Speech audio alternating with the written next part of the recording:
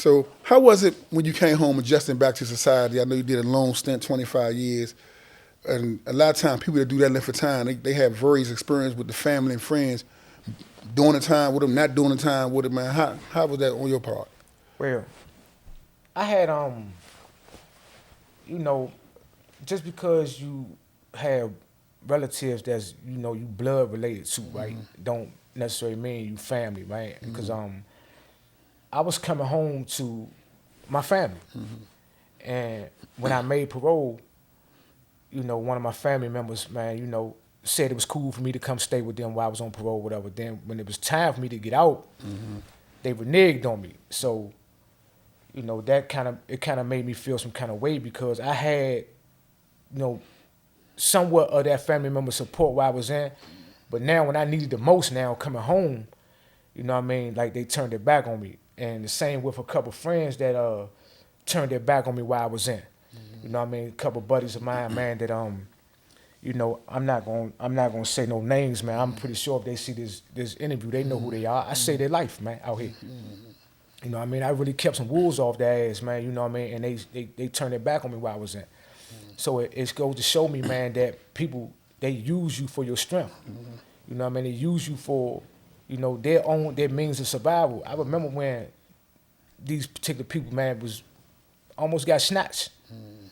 And I was able to, man, because of my relationships with other individuals, these different neighborhoods, I was able to go in that neighborhood and get that shit. So my transition, man, from jail coming home with family and friends was it was a little rocky with some of them, but for the most part, I did have another side of a support system, man, that was there for me.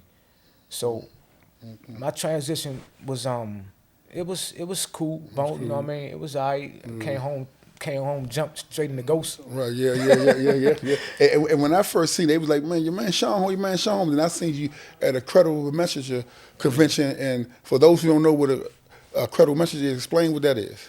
It's it's a youth mentor. We try to, get with the at risk youngest, man, that's either on the verge of breaking the law, have broke the law, or they are incarcerated. And we try to mentor them, man, and try to, stir them from going in the direction that we went in, that led to us doing time, or like some of our friends, man, that we lost along the way, man, end up in the grave. So we just trying to save some lives out here. So the Credible Messenger, man, movement was strong.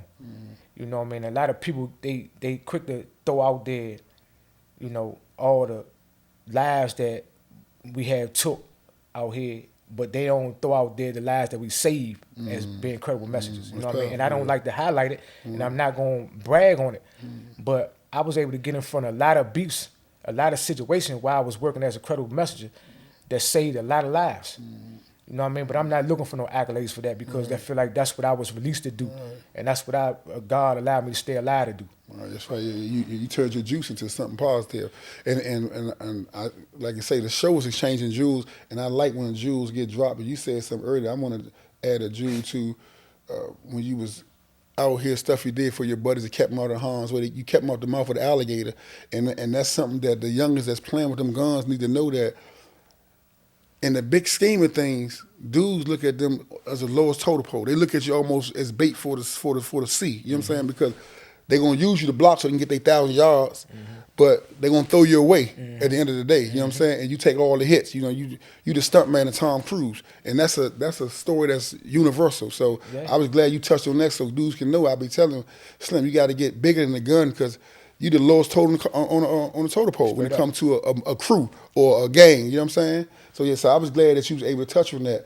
Man, you run around with Credible Messenger, you promoting your book, and then I see you on Gully TV. How did that happen, man? and that's the most time I see you that transparent. Yeah. Outside of private conversation. I didn't know Gully, you know what I mean? And I think Twin knew him and Is, I think. Okay. And I think Gully kind of got introduced to like us through Is, I think. And he reached out to me, and me and Slim hit it off. You know what I mean? And a lot of people, man, they got you know, people gonna have negative things to say about you, man, when they see you doing your thing or you winning, right? But Slim never been but one way with me. You know what I mean? He never been fake with me. He never been, you know, trying to, you know, use me for whatever reason, or none of that. So, you know what I mean? Shout out to Gully TV, man. Yeah. I really dig Slim. Yeah, shout out to Gully too. We actually got a segment we're gonna drop with him. We already talked to him, and like you said, that was my experience with him too. And a lot of people had a lot of opinions about him. Like I said, you judge a man based on how he deal with you. So yeah. When I see you on that joint, I said that, you know, he moving along. You know, and also, so what about? I see you on Flip the Script. You got on this. So did it parlay from Gully to him? Did he make the call to you? How'd that go about? Yeah, where I had a publisher, right? That when we was promoting the book, Money, Murder, Mayhem, you know, he been reaching out to people, and he linked up with Flip the Script, man, and they reached out to me, asked me if I would come on. You know, the book had did so good when we first came out with it in pre-sale orders. I was #1 in pre-sale orders. So it's this book coming in New York that they put me on the billboard up there for like 30 minutes or something like that. And my publisher at the time, shout out to Mustafa and Yvette Tyreek Spear, they was able to secure me a book signing at the flagship Barnes & Nobles up there.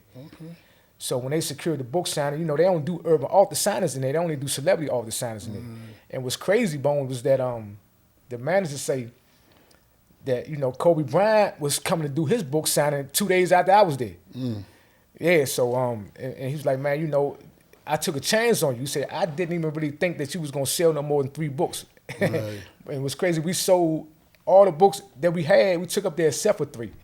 Damn, that's crazy. I know that had to be a surreal moment. You think about all that 25 in the sales on them bus and plane. You right there in New York, bestseller. Yeah. But see, I knew I had a hell of a book when I let another author read my book, and he told me it was the best book he ever read. So to get that stamp of approval from him, you know what I mean, and for Jason Poole to like push me in that direction, like, man, write the book. I knew I had a winner.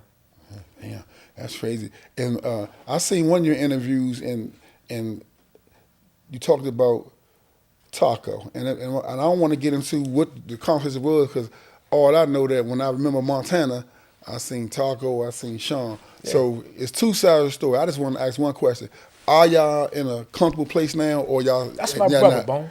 You know what I mean? That's my brother at the end of the day. You know what I mean? I don't have nothing bad to say about him at all. Yeah, I got mad at him, you know what I mean? Because I felt as though, man, you know what I mean, like we was real tight like brothers, man. Like you said, man, you couldn't see one without the other. Right.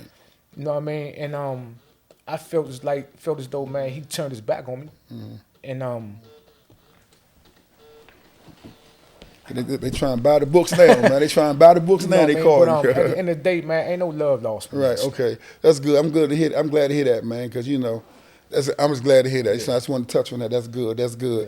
Man, then you get on Vlad. They say Vlad TV. They say that's the biggest of the biggest, man. How that happen? He reached out to me, Bone. Like, surprisingly, man. Like, you know, when the book started circulating and it got out there more. And I started doing more book signings at other Barnes and Nobles and stuff like that, right? Vlad Peoples reached out to me, man, and asked me if I would come on. And I did a little research, and I seen the type of platform he had. And I'm like, okay, this is the opportunity for me to get on this platform and expand the brand a little bit more to people that's not from DC, that's not familiar with me, and to promote the book. So I jumped on that joint, man, and it was crazy because the interview aired like a year ago, and that joint had 1.7 million views now. 1.7 million views, 1 year. 1 year. Damn. So I'm gonna ask you a question. What advice would you give me if I'm on Vlad? Because a little birdie been flying around saying, you know, it might be a possibility. So what advice would you give me since you've been on there?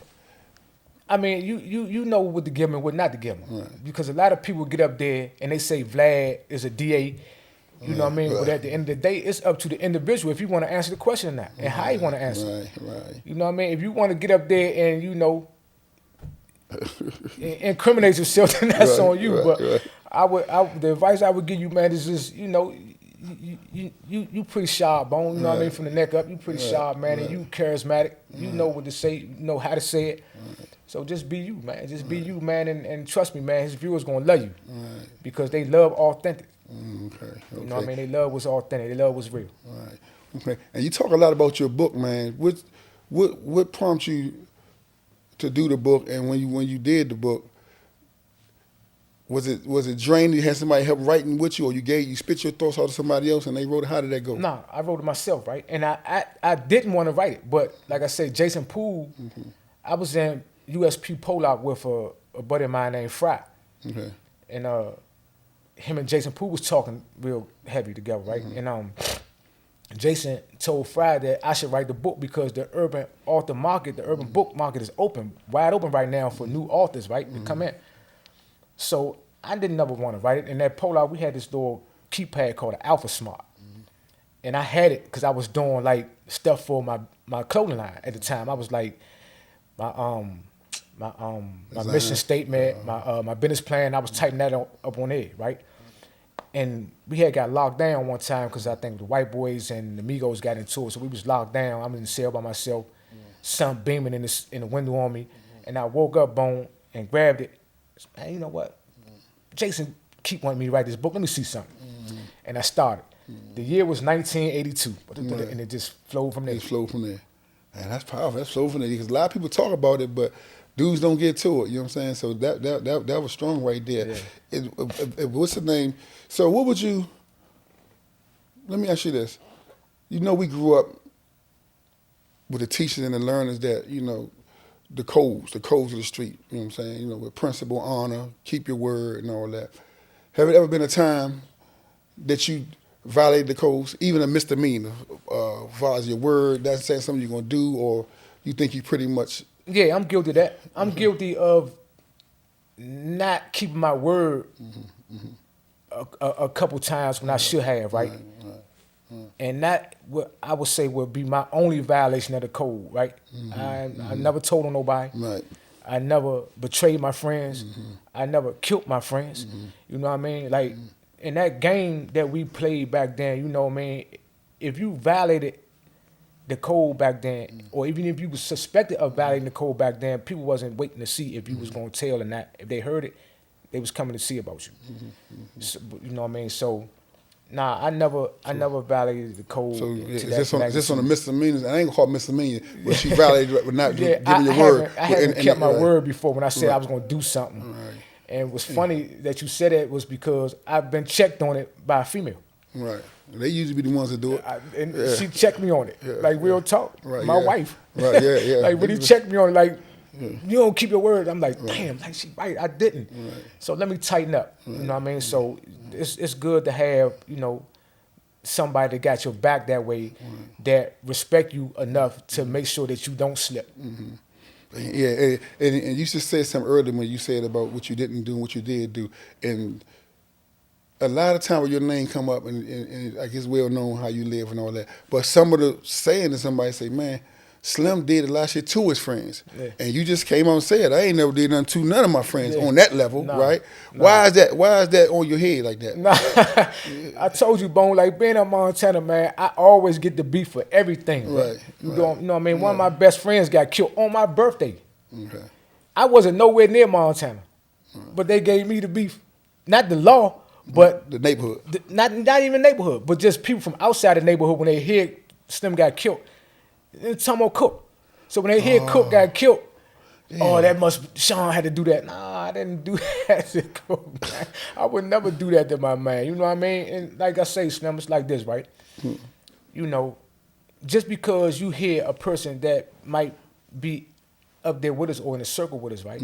Don't always mean they a friend, though. Right. So when that person violates in a way, you know what I mean, that goes against what we stand on as men and as a organization, that person got to go, Bone. Right. And you know that. Like, you can't be hot, bro.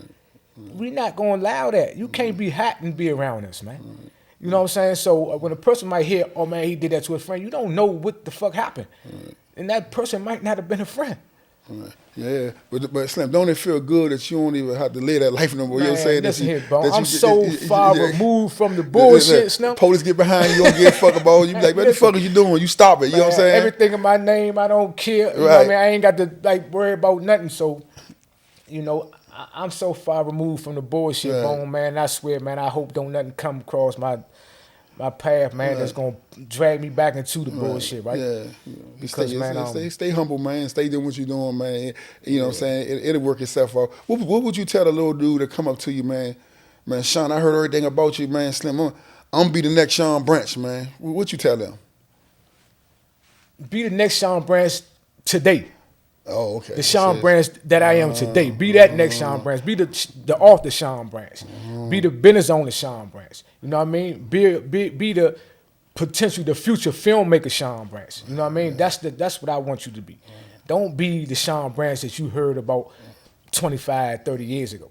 Because that ain't going to get you nowhere. But, man, one or two boxes, man. That pound one or that steel one, man. Yeah, powerful, man. What did you think all the interviews you did on the podcast, what do you think it did from you for your brand and for you after you went through all those podcasts?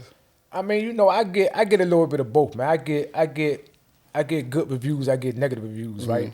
You know what I mean? But at the end of the day, man, it's about expansion, brand building, brand expansion, man. And you feel like you've done it with your brand? Yeah, you know what I mean? And it's still growing. You know what I mean? Because I got some other things, man, that's cooking in the pot, man, that, like I said, I can't. Yeah, man, you've been teasing with that. You've been teasing with that motherfucker. I'm a big dude. You said something in the pot. I want to know what's in the pot, man. Yeah, you know? I got some things I'm knocking on a couple doors, man. I'm knocking on a couple doors, bro. I can say this, right? I think I told you last week, I had a meeting, man, in New York, man, with a couple guys from HBO. Okay. So, you know what I mean? We talking with a few people, man. We seeing what's happening, man. Okay. You know what I mean? And yeah, that'd be good, man. Cause anything out the city, man, I'm rooting for it. You know what I'm saying? So, man, that'll be good. That'll be good. Let me ask Sean. If Sean Branch don't become Sean Teflon and don't go to jail for 25 years, and he just had a whole clean slate, what's Sean Branch? Who he would have been? Man, if I could have a clean slate, and I wouldn't went to jail. Yeah. What you would have been, realistically? What you think you would have been? Man, I don't know, bro. Be honest with you, bro. I really don't. I can't, like, looking back in hindsight, because I didn't know shit, bro. Right. I didn't know nothing but how to play football, box, and shoot a fucking gun. Real talk, bro. Right. Like, I grew up in jail. I really grew up in jail, and I changed in jail. I educated myself. I didn't have no education other than the highest I went in grade was 9. I didn't complete. I made it to 10th. I didn't complete it though. Right. You know what I mean? But I don't know, bro. That's a good question. I honestly can't say I don't know, bro. I might not have been alive because you know the way the streets was back then. Right. You know what I mean? It was shock. He's shock out this joint, man. You know what I mean? And I'm Hollywood, and you sitting in my office, and you give me your whole layout. I'm reading your book. I did everything, research on it, and I'm like, Sean, what's different from your story to any story around the world? Why we need to put you on the big screen? What you telling me? The transition, right, from the kid that I once was to the man that I became today, I think it's a powerful story, man, that can shed some light on how it was, man, growing up in the streets of D.C. For a youngin' and surviving it. Played the game the right way. Went to jail for 25 years for something I didn't do. Educated myself. And it shows, like, it's a redemption story, man. It's a redemption story, Nick, show, you know what I mean, that if you really want to change, man, you can. That's powerful. That's a great answer. You almost sold me. Bust the checkbook over, give me the budget. Hey, I'm going to call some names out, man. I just want you to, when you hear the names, tell me what comes to your mind about this person. If he was around him, know him, whatever. The former mayor, Marion. Man, the father of D.C., bro.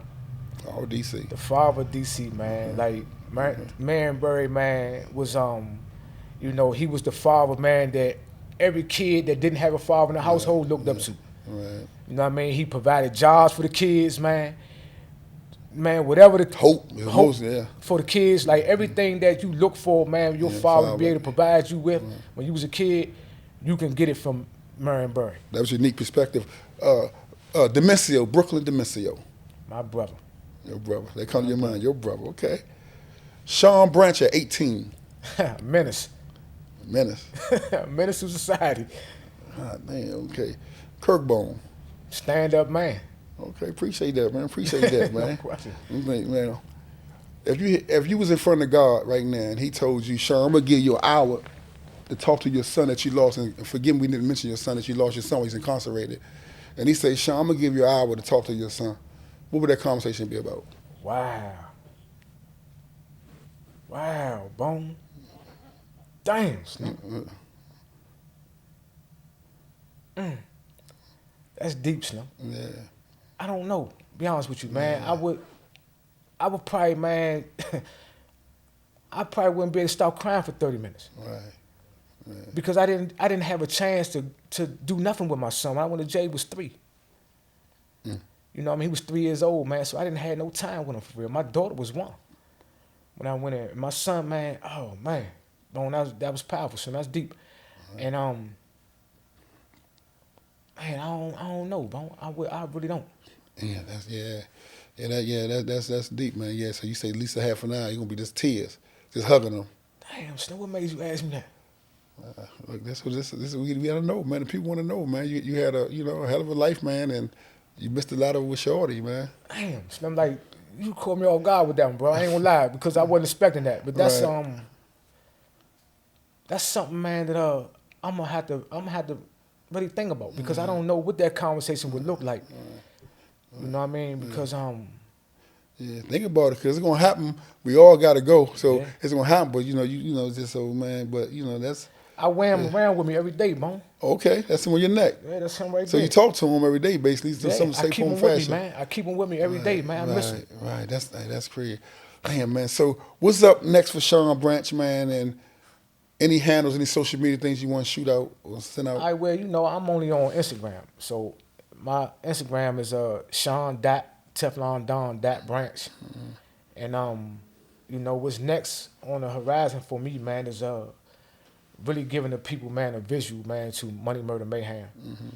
Like I say, man, we in talks with a few people, man. If anybody interested, man, and you wanna, man, you serious about, this, tapping in with me, man, about this project, help me just get this project out there, then reach out to me. Again, man, the social media is Sean.TeflonDon.Branch on Instagram, man. And like I say, Bone, we've been knocking on some doors, man. We've been talking to some people. And hopefully, man, we could bring this story to light, man, and show what the city was really like for us as youngers, when we was youngers, growing up in them trenches, man, when there was a lot of blood in the waters out there, a lot of sharks out there, man. Well, my team, man, May the 3rd, who I'm working with, man, they got a lot of skill set. They might be tapping on your door, man. You might want to call up. Man, Kirk Frazier, listen, man. He hires a motherfucker though, but you might want to. You might want to call him, man. If I get that budget, yeah, you get a big budget, man. This I'm motherfucker definitely hires. gonna look in his direction, because I'm gonna need his expertise, man. And I've been trying to get with Slim for a minute anyway. So Right. you know what I mean? Yeah, that's the angle right there. Yeah. We got to keep it. I want to keep it homegrown. You know what I mean? Yeah. Because you know what I mean, like with Kirk level of experience and expertise, man, I think that he could capture that footage the way it need to be captured to show the real DC, that gritty side. Right. You know what I mean? I don't want to bring nobody from Hollywood. I don't want to get nobody from New York to shoot this joint. Even though, you know what I mean, I think they're going to have to follow the direction, the blueprint that I lay out for them, but I think that Kirk can capture that the right way. Yeah, again, because man, Kirk, I know we did that Ray for Edmund DVD. Yeah. Really was a docu-film, you know what I'm saying, in 2005, and a lot of people don't know that joint inspired BET to do the American Gangster. You know what I'm saying? Yeah. So you definitely got the talent here, man. But once you want to hear all your offers and get the budget up there, you know what I'm saying? See your opportunity, man. But in closing, man, I just like to say, my reflection back on it. You know what I'm saying? Talking to you, man, it was powerful. Like I knew you, since then, but then you. 25 years got away, man. And I want to tell you personally, man, I respect your growth. I respect what you're doing. I see what you're doing. Ain't nobody perfect. You know what I'm saying? No matter what you do, you ain't gonna be able to please everybody. You know what I'm saying? I'm doing this now. and you got dudes mad because I haven't called them up first, and I got you on the list. Yeah. You know what I'm saying? So you ain't gonna be able to please nobody, man. Right, you can't please. You ain't gonna please. Just keep doing what you're doing, man, and just stay like you say. You ain't never violate the codes and principles. Just when you get the bag, just keep that same concept, man. Yeah, no and if you want to leave a jewel or drop a jewel to a youth or anybody out there, young Sean, man, this your moment, man. Before we close out, man. Yeah, I mean, I just want to tell the youngest, man, stay positive, stay productive. You know what I mean? And one of the things that I try to live by, and I advise you, the youngest, to you know what I mean, take heed to it. It's the 5 P's. I call it the 5 P's of life, man. Mm-hmm. And it goes planning and preparation prevents poor performance. So plan, prepare, you know what I mean, so you can prevent the fuck ups, man. Yeah. You know what I mean? So that's what I want to leave with the youngest with, man. And hopefully, man, they take heed to it, man, and they get off the wrong track, get on the right one, man, so they can live their life, man, and be fruitful out here and survive. Teflon, man. Thanks for coming through. Holler at me, man. Man, you already know it's all love, man. My Exchanging Jews, man, with Curtbone, man. Out the park, niggas know me. Curtbone, little homie. All days, yeah. Been a road, been a